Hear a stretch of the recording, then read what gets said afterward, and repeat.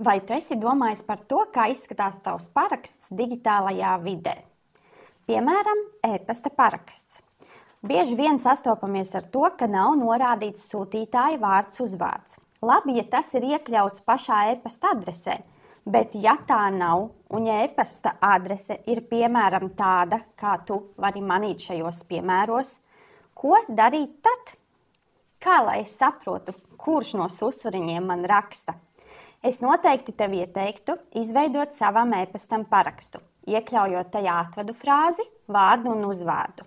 Bet tu vari arī veltīt 2 minūtes laika, lai savu parakstu izveidotu vizuāli pievilcīgāku un iekļautu tajā arī citu informāciju. Es tev nodemonstrēšu bezmaksas rīku, kur to vari izdarīt. Tātad atveram norādīto saiti, kurā mēs tad izveidosim savu e-pasta parakstu. Izvēlamies šo sadaļu.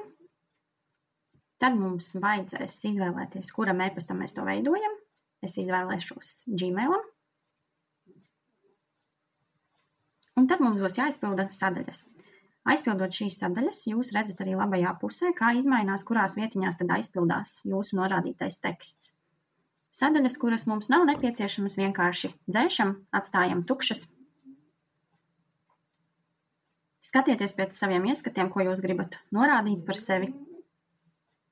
Ja nepieciešams, protams, var pievienot arī foto vai logo. Var izvēlēties vēlāk arī krāsas un fontus. Atstāšu 2 sociālos tīklus, kur pēc tam e-pastiņa automātiski uzreiz uzklikšķina. Un tagad jāizvēlas tikai dizains.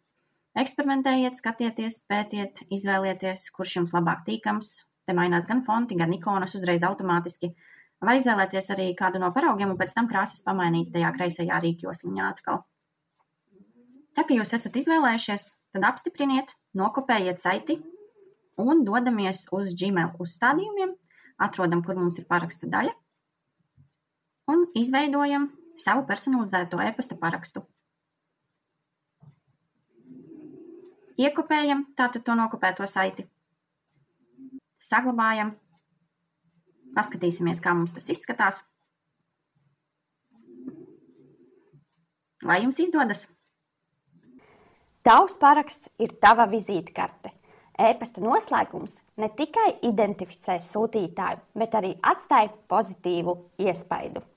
Izveido savu e-pasta parakstu un raksti mums uz info@talmācības.vsk.lv.